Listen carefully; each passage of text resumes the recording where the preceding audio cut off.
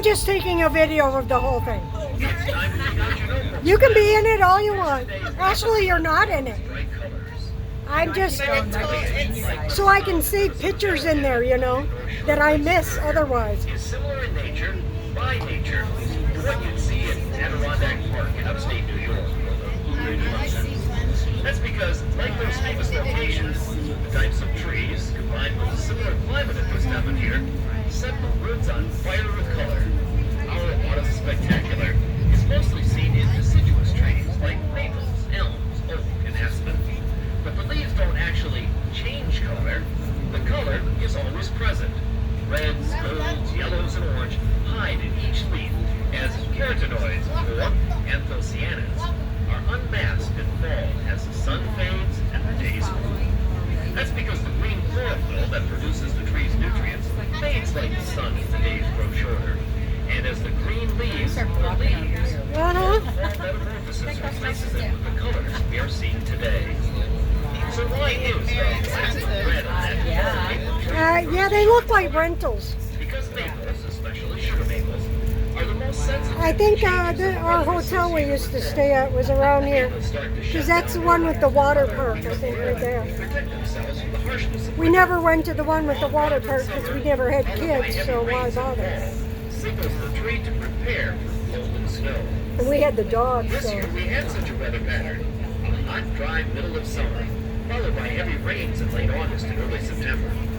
That means we should be seeing color like what covered northern Minnesota and Wisconsin in the drought year of 2012. Now that was an autumn spectacular. If you look to the land side of the train, you'll see a large building and sports field. This is the new East High School, location of the former Ordine Middle School, which was named for Albert I. Ordine. Mr. Ordine purchased this land from Northland Country Club, which had planned to use the property as a 6-hole golf course that actually had fairways split by Superior Street. Balls would fly directly over the street. The idea of the golf course was abandoned, and Mr. Ordine gave the property to the city of Duluth. It was to be used as a recreational field, and in 1928, when Mr. Ordine passed away, he left money for equipment for the playing field. In 1954, the city of Duluth transferred the property to the Board of Education, and construction began on the school. It served first as a junior high, then as a middle school, and now as a state-of-the-art East High School. Go Greyhounds! We are now entering the historic and beautiful neighborhood called Lakeside. The lake is not directly visible from most of this area from the train, but the neighborhood is situated here on the east end of the city, nestled along Lake Superior's shore, only a few blocks away. This neighborhood was originally known and plotted to be the village called London by May of 1871, and eventually became known as New London. The area was incorporated as the village of Lakeside in 1889 and became part of the city of Duluth 4 years later. Built to service this neighborhood, London Road has become one of the most traveled thoroughfares in the city. Lakeside hasn't always been the peaceful neighborhood we see today.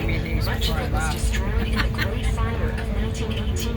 This fire actually started south of Coysque, Minnesota, about 20 miles south So of I'm Duluth. assuming the On vending October might be 10, downstairs. 1918, a passenger train Was was it? I traveling missed from it. Duluth to Hibbing, and some The other side? reported seeing a small column of smoke next to the tracks. Minnesota was in the middle And I'm of not a sure I want to drought, try and eat those and with a gummies. pile of very dry wood as You know what I timber, mean. combined with very high winds, there was no stopping the fire from erupting.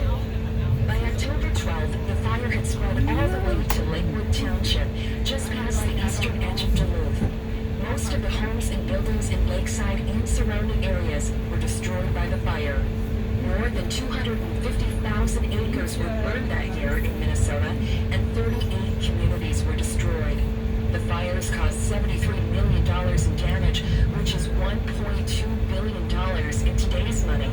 Trains were used to evacuate areas, but not before 453 people perished in the Great Fire of 1918. Trying to remember what year the Hinckley major historic Hinckley fire was.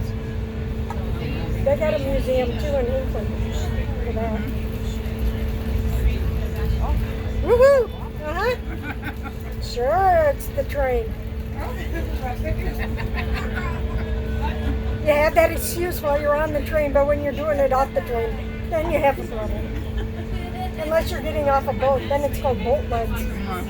I've done that, been on the boat so much that you get off and you don't think about it, but you do. Yeah. I do that for like a week after like a cruise. Yeah. Just Yeah. Yeah. You try and compensate, but there's nothing to compensate.